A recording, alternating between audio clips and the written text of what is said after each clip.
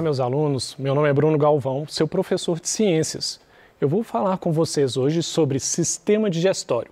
É um assunto voltado para alunos do 8º ano do ensino fundamental e faz parte do grande tema Vida e Evolução. Quais são os objetivos principais desta aula? Permitir que o aluno possa reconhecer estruturas do sistema digestório, os órgãos que formam o sistema digestório, e entender a digestão humana.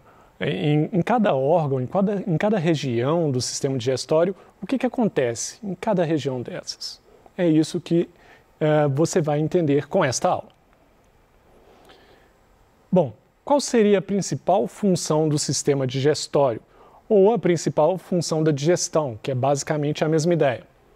O papel do sistema digestório, então, é transformar moléculas grandes e complexas dos alimentos em outras, pequenas, simples e solúveis.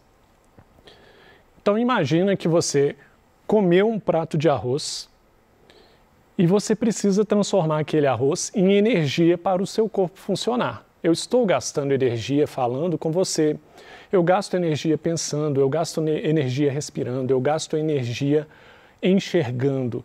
Então, nós gastamos energia com todas as funções do nosso corpo.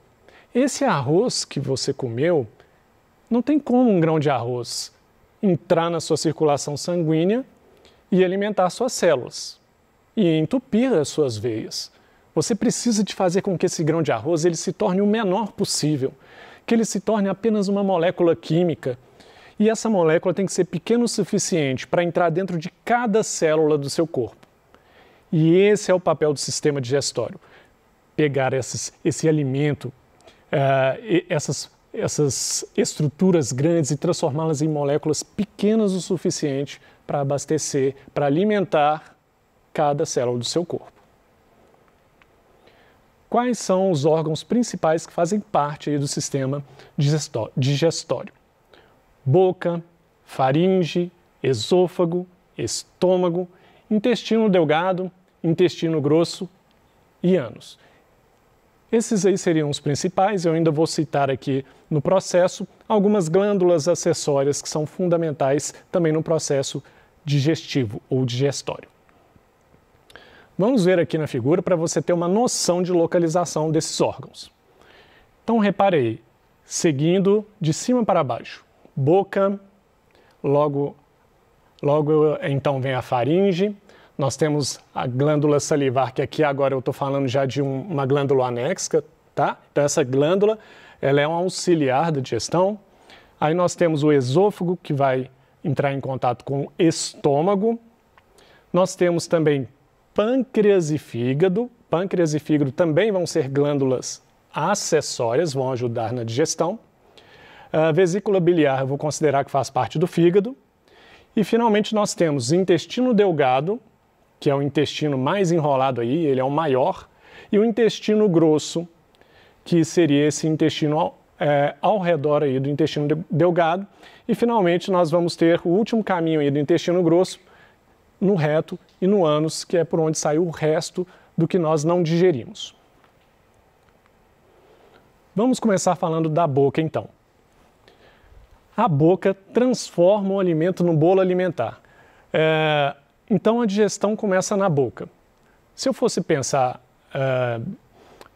na questão do sistema nervoso, eu até poderia dizer que a digestão começa com o sistema nervoso. Tem gente que fala assim, a digestão começa nos olhos. Porque quando você olha para a comida, você já está mostrando para o seu organismo, você está mostrando para o seu cérebro que você vai se alimentar.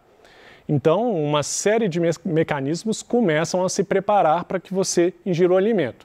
Mas aqui, considerando apenas o sistema digestório, nós vamos dizer que a digestão começa na boca. Na boca nós temos os dentes, que são responsáveis pelo que nós chamamos de digestão mecânica. A digestão mecânica, porque trata-se de movimentos mecânicos mesmo. Quando nós mastigamos os alimentos, nós temos dentes responsáveis por cortar os alimentos, dentes responsáveis por amassar e triturar o alimento. E dentes responsáveis por rasgar os alimentos também. Então, esse processo, o primeiro processo de digestão, é feito pelos dentes na boca e também por glândulas salivares.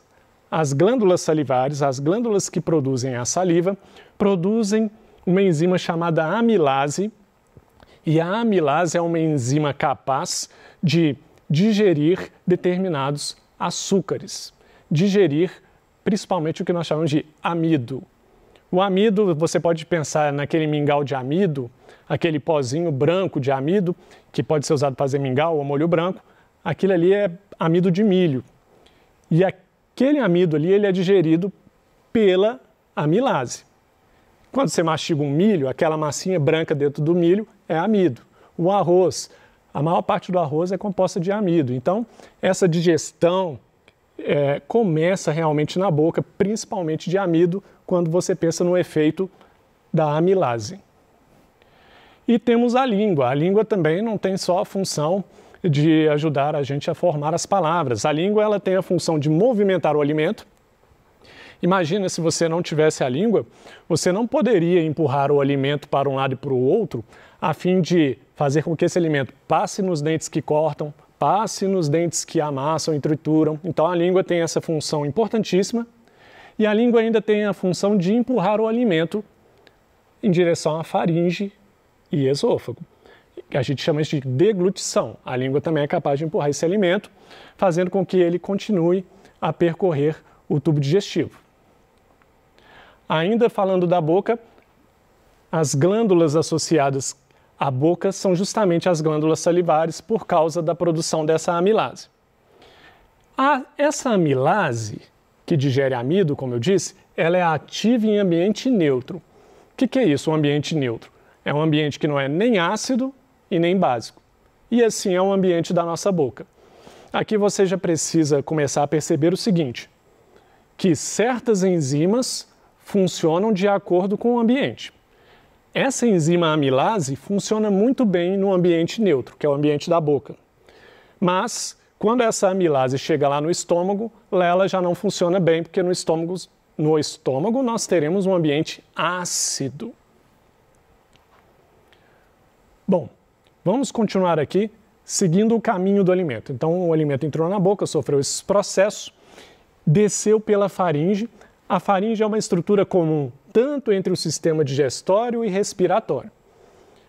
Bom, no caso aqui, considerando a faringe como pertencente ao sistema digestório, ela vai ser o órgão, o tubo que vai conectar a boca ao esôfago. Então a faringe está logo abaixo aqui da garganta e rapidamente ela já se conecta ao esôfago, por onde o alimento deve descer. E o esôfago também vai ser um tubo de comunicação. Ele faz a comunicação entre a faringe e o estômago. Uma coisa interessante do esôfago são os movimentos peristálticos. O que são esses movimentos? São movimentos de ondulação empurrando o alimento em direção ao estômago. Isso são movimentos peristálticos. Quando você pega a função da língua de empurrar o alimento para baixo e também a função do esôfago com os movimentos peristálticos também empurrando o alimento para o estômago, tudo isso nós podemos chamar de deglutição.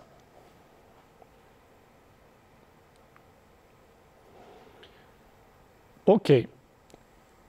Na boca, nós havíamos formado uma mistura daquele alimento que nós mastigamos, que nós chamamos de bolo alimentar. Então, até ali você tem um bolo alimentar misturado com a saliva, que tem a amilase, e esse bolo alimentar ele vai descer pela faringe, passar pelo esôfago, chega no estômago. No estômago, esse bolo alimentar ele vai se transformar em quimo pela ação do suco gástrico. Então, depois que esse bolo alimentar sofre a ação do suco gástrico, ele se transforma em quimo. O que tem nesse suco gástrico? Primeiro, ácido clorídrico. Olha aqui, olha só. Na boca você tinha uma região que era neutra, não era ácida nem básica. A amilase funcionava bem lá. Agora esse alimento, esse bolo alimentar chegou no estômago que tem ácido clorídrico. A amilase aí deixa de funcionar. Ela não funciona bem no estômago. Outras enzimas passam a funcionar bem no estômago. Vou dar destaque aqui para a pepsina. A pepsina ela é ativa em ambiente ácido. Então agora você tem a pepsina ativa. E a pepsina vai ser importante na digestão de proteínas. Lá na boca, então, a amilase estava relacionada à digestão de amido, que é um açúcar.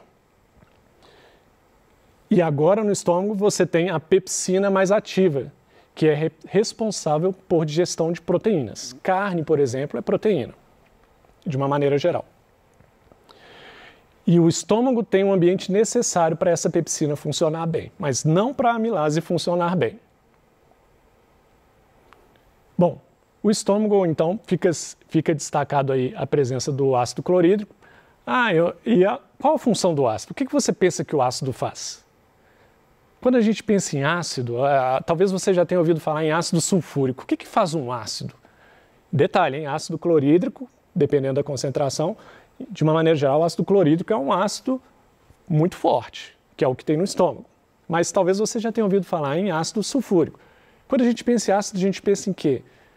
É comum pensar em corrosão. O ácido derrete as coisas, o ácido ele corrói as coisas.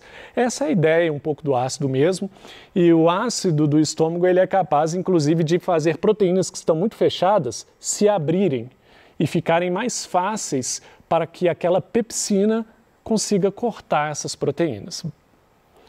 E finalmente saindo do estômago, por que eu falo finalmente? Porque chegou num ponto muito crítico e um ponto que eu gosto de destacar quando eu falo de sistema digestório, que é no intestino delgado. O intestino delgado é um tubo que pode apresentar mais de 6 metros de comprimento, isso mesmo, e ele é dividido em 3 partes. Logo que sai do estômago, o duodeno. Depois vem a maior parte do intestino delgado, que é o jejuro, e uma parte final, que é basicamente o contato do intestino delgado com o intestino grosso, nós chamamos de íleo. Vou dar destaque para o duodeno.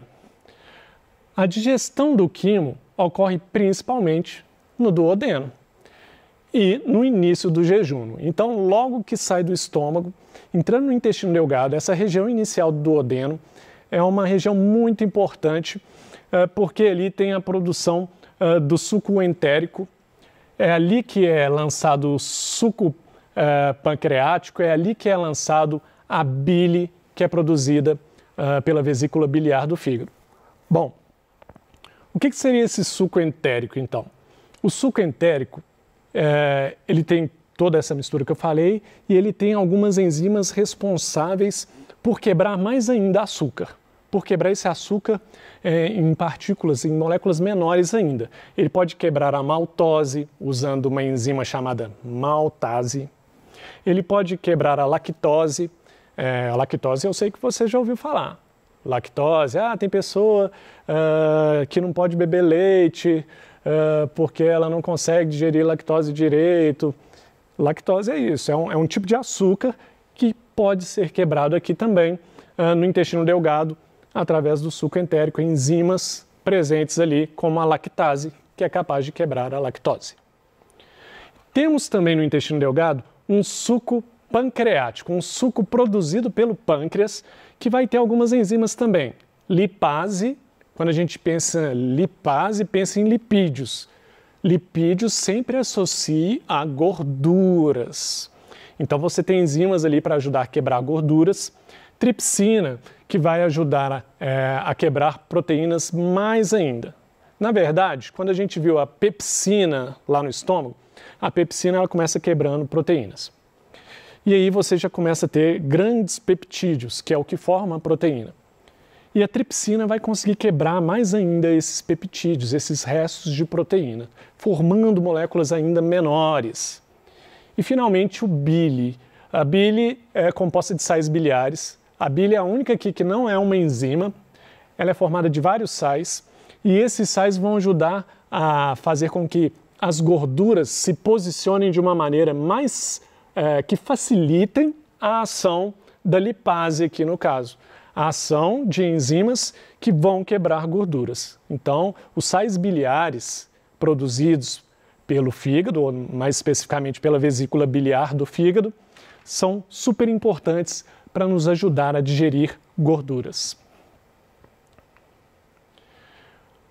Bom, Olha aqui outra coisa interessante. Nós falamos que na boca você tem um ambiente mais neutro, que não é ácido nem básico. Depois, no estômago, você tem um ambiente superácido, porque lá tem um ácido clorídrico. Isso favorece a ação de certas enzimas, no caso, principalmente a pepsina. Agora, no intestino delgado, você tem um ambiente mais alcalino. O que é isso? Não é ácido e não é neutro. Ele é mais básico. Você pode pensar que é meio que o contrário de ácido. Bom, então agora você tem um ambiente mais alcalino e favorece o funcionamento das enzimas presentes no intestino delgado. Então essas enzimas, a maltase, a lactase, essas enzimas tripsina que agem no intestino delgado, precisam de um ambiente mais alcalino, ou seja, não ácido e não neutro, e isso então favorece o funcionamento dessas enzimas. Vilosidades intestinais facilitam a absorção dos nutrientes. Vilosidades, o que é isso? O intestino ele tem umas voltinhas que vai aumentar o contato deles com os nutrientes. Isso facilita para o intestino absorver esses nutrientes para dentro do seu corpo. Ainda falando de intestino delgado, só complementando. O intestino delgado vai ter duas glândulas associadas importantíssimas que eu já até falei um pouco delas. O pâncreas, que produz o suco pancreático, contendo lipase, tripsinas e outras enzimas. Nós já falamos dessas enzimas, só estou reforçando que o pâncreas vai lançar essas enzimas lá no duodeno, no começo do intestino delgado. E o fígado, que eu também falei que produz bile. O fígado, a vesícula biliar do fígado, vai lançar a bile também ali no início do intestino delgado, na região do duodeno, principalmente. O que vai facilitar a digestão de gorduras. Bom, e já estamos chegando aqui no final do sistema digestório, do percurso que o alimento percorre no nosso corpo. Estamos falando do intestino grosso. Ele é considerado, então, a porção final do sistema digestório. E qual a função do intestino grosso? Ele forma a massa fecal, ou seja, as fezes, né? Então, essas fezes elas precisam de ser feitas em forma de uma massa, juntas, né? Reunidas. O intestino grosso é muito importante para absorver água, para evitar ao máximo que o nosso corpo perca água. Tanto é que quando uma pessoa está com alguma virose que causa diarreia, é muito importante tomar muita água. Por que tem muita diarreia ali? Porque o intestino grosso dela não está conseguindo absorver a água que deveria. Aí a pessoa perde muita água, e perde muita mesmo, porque essa é uma função fundamental do intestino grosso. Além de absorver água, junto com a água, o intestino grosso absorve sais minerais. Então, olha que funções importantes. É literalmente evitar o desperdício. Se o intestino grosso não absorvesse água e sais minerais, nós íamos precisar de ingerir muito mais água e sais minerais. E uma coisa importantíssima é a flora intestinal. Quando eu penso em flora intestinal, eu penso em bactérias, fungos, é isso mesmo, dentro do intestino grosso. Não é na circulação sanguínea não, viu gente? Na circulação sanguínea não tem nenhum micro-organismo. Mas no intestino grosso você tem uma flora intestinal importantíssima para ajudar você tanto no equilíbrio do seu sistema imunológico, das suas defesas do seu organismo, mas também para ajudar a digerir algumas coisas que nós, seres humanos, não somos capazes de digerir. Além disso, a flora intestinal impede que outros micro-organismos que causam doenças tomem aquele lugar. Se você já tem organismos bons ali, micro-organismos que vivem bem com você, então você está impedindo, você está ocupando espaço para que outros micro-organismos que causem doenças não sejam capazes de ocupar aquela região. Quais foram os pontos principais? A boca, a presença da amilase, que digere amido. Estômago, que tem o suco gástrico, que possui ácido clorídrico e pepsina. Intestino delgado, que tem várias enzimas para digerir gorduras. Tem a bile, que são sais, que também ajudam na digestão de gorduras. E a tripsina, que digere peptídeos ou restos de proteínas. E a ideia de que o intestino grosso absorve água. O final do intestino grosso a gente sabe que tem o reto e o ânus, por onde todo o resto, o que não foi absorvido, vai ser eliminado do corpo. Duas perguntinhas rapidinhas para você ver se você gravou aí o que eu falei. Vamos ver, fica esperto aí e preste atenção. Ó. Qual a importância da saliva na digestão de alimentos? Você se lembra? A saliva possui a amilase que digere amido, que é um tipo de açúcar, importantíssimo. E por que as diferenças de acidez entre os componentes do sistema digestório são tão importantes? Por que é tão importante você ter uma acidez diferente na boca, no estômago e no intestino delgado? Porque essas regiões possuem enzimas diferentes que só funcionam com aquela acidez diferente. Na boca, neutro. No estômago é um ambiente mais ácido, aí a pepsina funciona bem. E no intestino delgado você tem um ambiente mais básico ou alcalino para que aquelas enzimas daquela região funcionem bem também. Essa é a ideia geral de hoje. Eu agradeço a você e desejo bons estudos.